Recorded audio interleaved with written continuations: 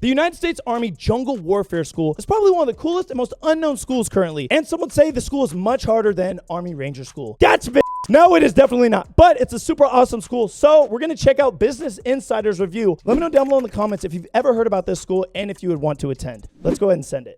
What you are about to see, you are not getting instructions from trained professionals. Do not be going in your backyard and try doing all this shit. You're going to hurt yourself or destroy something. 72-hour bag loadout. I have face paint. Of course, we're always going to camo up your neck, anything for the black exposed face. skin that Let's you're not go. going to. So basically, since he's not describing what the is happening is, I'm assuming it's Hawaii's Jungle Warfare School. They're showing you what these dudes would carry with them in the jungle surviving. Long story short. I'm Sergeant Brett Bostic. I'm an instructor here at the now I look like a kid. Now he's going to describe it. Everything a soldier would take on a 72-hour mission in the jungle. Hot. You know what? Right off the bat, just so you guys know, I was at U.S. Army Sniper School when Business Insider came and started filming a bunch of shit. Not one instructor wanted to talk to Business Insider because they got to mic up. They got to do all this shit. And you could tell totally off of this dude's energy, it's the same shit. Business Insider, y'all need me, bro. Let me connect with these dudes, vibe. Give me like 10 minutes, 15 minutes to talk with dudes like this, bro. They're going to be giving you all the energy in every single video that you do. Everybody go into Business Insider's Instagram. Be like, y'all need Nikko Ortiz for your military Business Insiders. Bro, I will bring the energy. I'll bring that shit. Right in front of me, I have a Alice rucksack, and I have an Alice low-bearing belt and a rifle. All right, so guns hurt people. Just kidding. People hurt people. There's a difference. This is going to be their individual weapon, not getting into any squad weapons or any platoon-sized weapons. Okay, for those of you who don't know what he's saying because he's kind of muffling his words a little bit, when you go to Jungle Warfare School, right, you will get this M4. You will carry this with you. It will have a BFA, which is the yellow thing on it, for blanks because you're not firing real rounds at this school. But you're not getting squad automatic weapons, which is the SAW. You're not getting pistols. You're not getting sniper rifles or long guns. You will just carry an M4. It's probably the easiest to carry, but it does have its limitations, being a little bit longer than some other like sub guns that are out there. No one's carrying a sub gun. And how hard is it to keep that weapon clean in the jungle? That's a little bit harder than you would think, just with the dirt and the mud that you're facing all the time. Look at that water, bro. So keeping it dry and clean as best as possible is a lot harder. Imagine a snapping turtle just comes along and is like, bah, on your foot. Small pouches on the small Alice pack. In the first pouch, poncho or tarp holds up real nice. Next pouch, I have my survival kit. Pouch we have.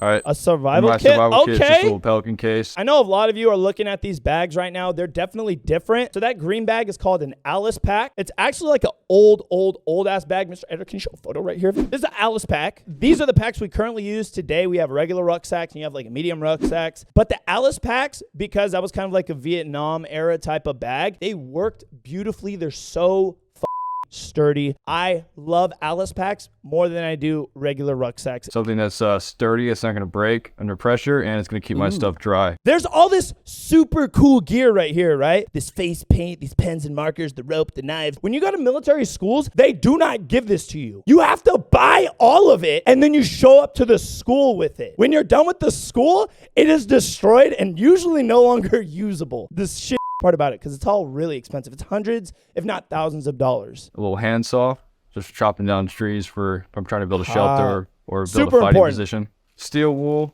and my other fire starting items. I have a small multi-tool just for any small cuts by having to lose any of my bigger knives. Duct Get a tape, big ass great emergency food, extra food, and a jet boil.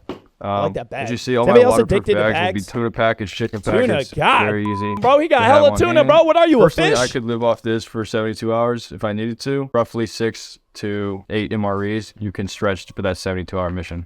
Wait. What did he say? Stop. Realistically, all you need is like 1 MRE a day. Now, the norm is usually going to be like 2 MREs a day. Yes, you need food for fuel, but if you have a 72-hour mission, it's done after that, right? And you got to make the walk back, but you're so motivated once you're finished, you don't give a about food. You're like, we'll get back and everything will be fine. Lastly, in here, I have a small compact jet foil to either boil water, purify water, or cook any kind of food that I have out there. If I didn't have MREs, I would for sure take that thing. Now, if I have MREs, there's no way I'm taking that thing. Bro, they living good out here at Jungle Warfare School, bro. God I have my helmet, quick access, for any kind of hot. rappelling, or if we were to get in any kind of firefight, I would that's pull out my dope. helmet and put it on. See, Next, look at how getting deep that into shit the is, actual bro. main Oh my compartment, God. I have 2 sets of waterproof bags that are individually tied off. So if one were to fail, the next one would be there. One of the most important things in the military is keeping all of your gear as dry as possible. When you guys have your rucksacks, your Alice packs, whatever, I legit cannot stress this enough. Take your wet weather bag, you put it inside of your bag, and you stuff all of your stuff inside of that, not your actual rucksack. Now, I wouldn't go as far as doing it twice. It's a lot of unnecessary shit. If it gets wet, it's okay. It gets wet. You adapt and you come. But I will say he is talking strictly for this school. They're going to basically have these people submerged underwater the entire time, in the rain the entire time. So I 100% understand having 2 wet weather bags to keep everything dry. How hard is it to stay dry in the jungle? It's hard, almost bro. impossible. You're going to get wet almost immediately. Yeah. That's why dude. we do bring a separate dry kit. Unless you've been through this, I don't think a lot of you understand how uncomfortable this shit is. I would recommend to most people immediately get out of your comfort zone. When we would go out to the field, but we were only going to be in the field for the day, if it starts to drizzle, I'd see a bunch of people staying in Humvees and stuff to stay dry. I would look at my soldiers. I'd be like, Bravo, come here. Big ass puddle right here, bro. I'd be like, everybody get the in.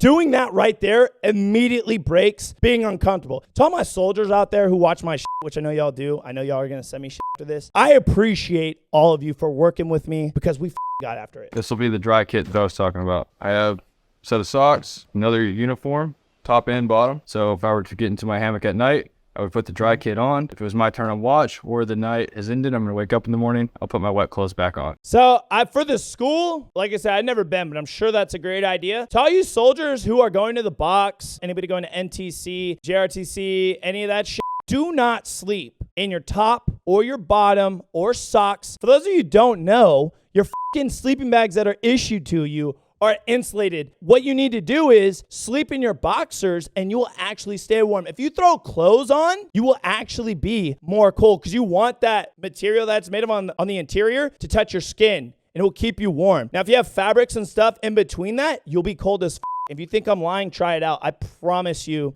you will see what I'm talking about. And then my next pouch over here, hooch fielding or my sleeping setup. Right now I don't have it, but you would have a hammock in here or some type of So he's separating the bag for all compartments to have like specific like shits an in A-frame. them. Right now I just have my whoopee to actually curl up and the sleep whoopee. underneath my rainfly. What's a woolly?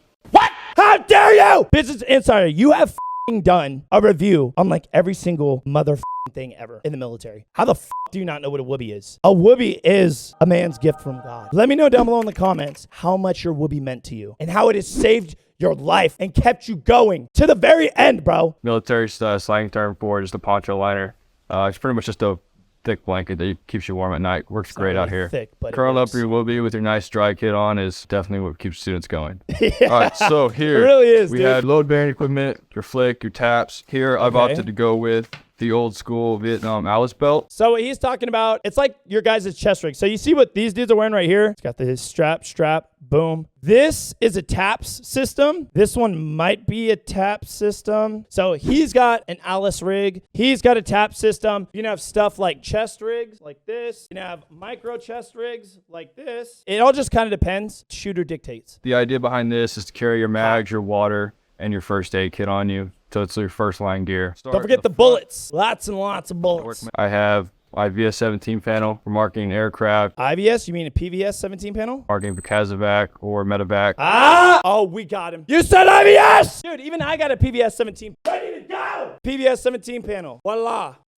I don't know how well they're going to show it, so I'll beat him to it really quick. God, I could teach a course on all the different things you can use this for. Obviously, signaling. Boom, boom. I mean, I don't know how the he did it, but I've seen people use these for water purification. This is the Garmin 601. This is the best GPS that I found that works out. Jungles out here in Hawaii, just because we have such major steep terrain and the signal is Bro, the elevation they go FM through for in comm Hawaii, just bro, so like, bad. Your GPS watches don't usually work as What he's talking about is like Garmin's and GPS devices. So you have this one. This is a Garmin. It's the 401. And what you do is you basically just put these on your wrist. Some people put them on their chest rig. Some people put them on their rifles. You could put in grid coordinates and all this other stuff. And if you're traveling like 10 miles, 15 miles, however, it basically shows you on here, step by step, your path, where you're veering, cardinal directions that you're turning, and et cetera, and how long it's going to take to get your destination. Very vital. Before you become an NCO, before you become a leader, you need to get one of these and you need to know how to use it, because not just you, your entire team will depend on you to get them from A to B. I have face paint. We've done face paint plenty of times. Your neck, anything exposed. This face paint particularly is the Australian face paint that the Aussies get issued. It works great.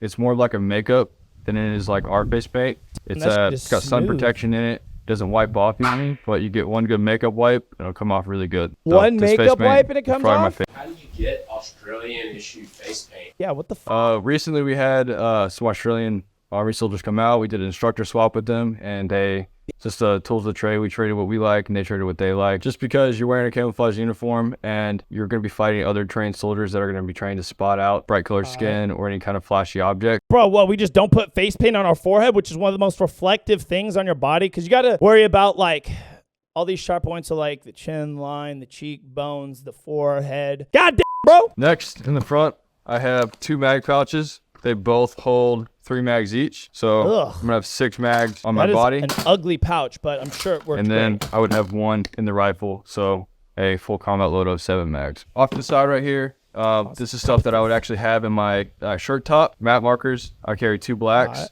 This is what I would write with, and then the white markers, which you can erase with. If you have stuff on there that you don't want the enemy to see, you can write it on there and then erase it off. Yes, you can write on it, and then you can erase it, or you guys can start utilizing SARNAG, which is Search and Rescue Numerical Encryption Grid. You're basically encrypting the language in which you're talking and putting on paper. Now, obviously, there is a fault to that, because if you have the key on how to break your SARNAG, it's a no-no. You didn't say the magic word.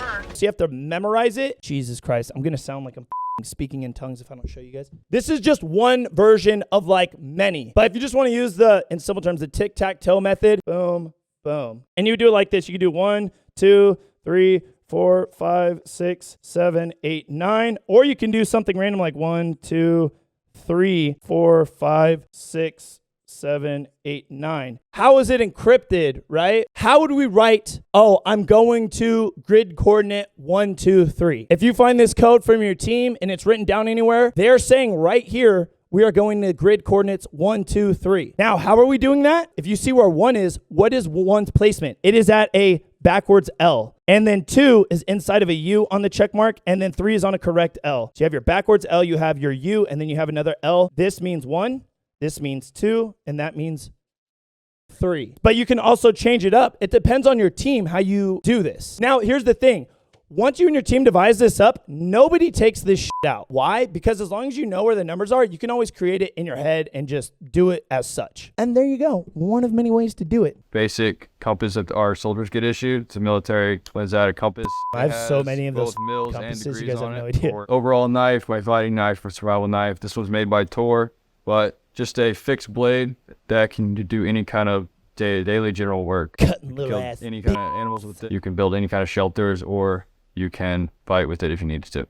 I teach our dispatch class. A lot of people are like scared of knives, but I'm like, bro, a knife is a tool that will keep you alive. Like, I hate the fact that people normalize knives with weapons. Bro, you use that shit in there every day in the kitchen, bitch. What are you talking about? That shit puts food in your mouth. Realistically, when you think about it, the only thing that is a weapon is you. Everything I've talked about and covered is everything a soldier should or would carry on a 72-hour mission in a jungle environment. Let's hear it for Sergeant Bostic. Sorry for it up. You did great. That's a pretty hot school. I would love to go to that school. I would love to see an actual like review on the school itself, but we'll have to wait until later to do a review on that. Let me know down below in the comments if you would ever want to go to Jungle Warfare School and what you think is the #1 school in the military. Thanks for stopping by.